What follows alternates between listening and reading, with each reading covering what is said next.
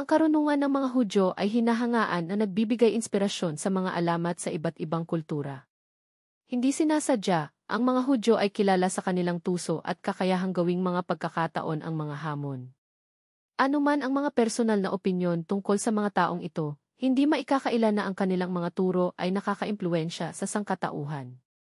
Ang mga parirala na maiugnay sa mga anak ni Israel ay hindi lamang sikat na kasabihan, ang mga ito ay tunay na kayamanan ng kaalaman na ipasa mula sa henerasyon hanggang sa henerasyon. Sa nilalamang ito, malalaman mo ang 8 mga prinsipyo ng mga ninuno ng tradisyon na ito na naaangkop sa sinuman, anuman ang edad o posisyon sa lipunan. Unang prinsipyo, panatilihin ang iyong dignidad higit sa lahat. Ito ay isang mahalagang payo na ipinapadala ng mga magulang sa kanilang mga anak.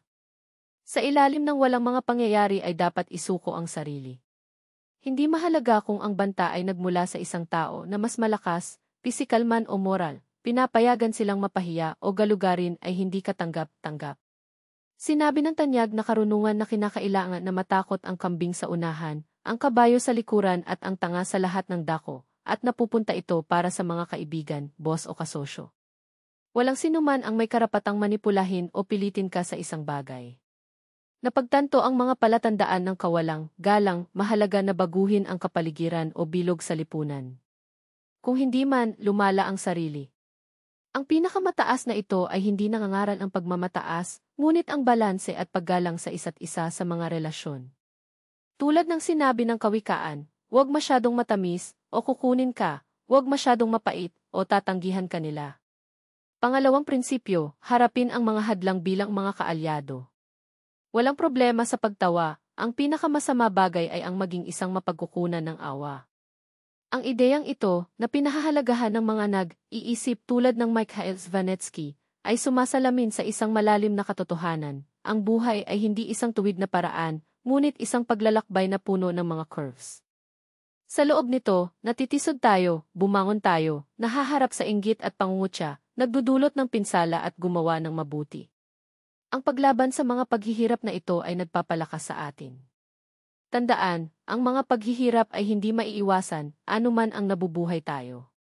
Ang pag-aaral na pahalagahan ang mga ito ay isang aralin ng pagiging matatag. Habang ang ilan ay sumisigaw para sa kakulangan ng mga diamante, ang iba ay nabalisa ng kakulangan ng mga beans sa kanilang plato. Ang pagkakaiba ay nasa pananaw.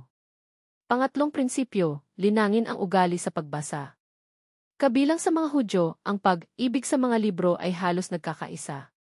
Naipon nila ang buong kaalaman sa buong buhay at madalas na muling bisitahin ang mga paboritong sipi. Kung nakatira ka sa isang tao sa kulturang ito, alam mo na ang iyong mga gawa ay hindi mga kayamanan. Mayroong isang kasabihan na naglalarawan ng pagpapahalaga na ito, kung ihulog mo ang ginto at isang libro, kunin muna ang libro. Ang isa pang maxim ay nagpapatibay sa kahalagahan ng pag-alin ng teorya at kasanayan. Kung ang kanilang mga aksyon ay nagtagumpay sa kanilang kaalaman, mahalaga sila. Kung ang kanilang kaalaman ay pagtagumpayan ang kanilang mga aksyon, walang silbi sila. Sa isang lipunan kung saan maraming nagreklamo tungkol sa kakulangan ng pera, kakaunti ang nagreklamo tungkol sa kakulangan ng karunungan. Pang-apat na prinsipyo, pahalagahan ang iyong trabaho at pera. Ang ugnayan ng mga Hudyo na may pananalapi ay lampas sa stereotype ng kasakiman. Para sa kanila, pera, maging sa dolyar, shekels o rubles, ay kumakatawan sa bunga ng pagsisikap, isang bagay na sagrado. Ang mindset na ito ay nagmula sa isang tradisyon ng pagtagumpayan, kung saan nakamit ang bawat tagumpay na may dedikasyon. Sa makatuwid, walang silid para sa pagtatangi o basura, ang paggastos ng walang layunin ay hindi iginagalang ang pamana ng pamilya. Ang isang kawikaan ay nagbubuo ng pilosopiya na ito, kung ang isang problema ay maaaring malutas ng pera, hindi ito isang problema, ito ay isang gastos lamang. Ang disiplina sa pananalapi ay kritikal, mag-book ng hindi bababa sa 0% ng iyong kita buwanang at maiwasan ang paglalaro ng halagang ito. Sa paglipas ng panahon, sorpresa ang mga resulta. Ikalimang prinsipyo, igalang ang mga matatanda. Sa kulturang Hudyo, sinakop ng mga matatanda ang isang kilalang lugar. Ang iyong karanasan ay kumonsulta sa anumang sitwasyon dahil, tulad ng sinasabi nila, ang mga tumatanda ay hindi gaanong nakikita ang mga mata, ngunit higit pa sa karunungan. Gayunpaman, hindi ito nangangahulugang walang taros na tanggapin ang lahat ng payo. Mayroong isang banayad na babala, kung dumating ka ng isang matalinong pakikipag-usap sa isang tanga, alamin na sila ay dalawang tanga na nakikipag-usap. Mahalaga ang balanse sa pagitan ng paggalang at pag-unawa. Ika-6 na prinsipyo, maging maingat sa mga kababaihan. Para sa maraming mga kalalakihan ng mga Hudyo, ang pagpili ng kapareha ay isang kritikal na desisyon. Ang isang hindi matagumpay na pag-aasawa ay nakikita bilang isang permanenteng kasawian dahil ang diborsyo ay hindi pangkaraniwan sa kulturang ito. Ang isang kasabihan ay naglalarawan ng pangangalaga na ito. Ang isang masamang asawa ay mas masahol kaysa sa ulan. Ang ulan ay nagtulak sa iyo sa bahay. Pinalayas ka niya. Bilang karagdagan, bihira para sa isang lalaking Judyo na magpakasal ng walang pag-apruba ng kanyang ina, na kahit papaano ay gumaganap bilang isang filter ng seguridad.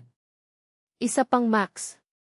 Nagbabala si Ima, naway palayain ka ng Diyos mula sa mga masasamang kababaihan, ang mabubuti, mapupuksa ang iyong sarili. Ika-7 prinsipyo, iwasan ang tsismis at walang laman na mga salita. Ang mga Hudyo ay may pag-iwas sa tsismis at walang pag-uusap. Mula sa isang maagang edad, itinuro na binigyan ng Diyos ang tao ng 2 tainga at isang bibig upang makarinig ng higit pa at mas kaunti ang magsalita. Sa pagsasagawa, nangangahulugan ito ng pakikinig ng mabuti, pagpapanatili ng impormasyon, ngunit ang pagbabahagi nito sa matinding pag-moderate. Tulad ng para sa alkohol, bagaman mayroong mga individual na pagkakaiba, bihira ang pang-aabuso. Ang isang kawikaan ay nagbubuo ng panganib, kung saan pumapasok ang alak, lumabas ang lihim. 8 prinsipyo, puna sa pamilya. Bagaman hindi ito isang paksa na madalas na tinalakay sa publiko, ang mga halaga ng pamilya ay ang aksis ng buhay ng mga Hudyo. Mayroong isang ironic na kasabihan, sino ang walang mga anak na nagtuturo sa kanila ng maayos?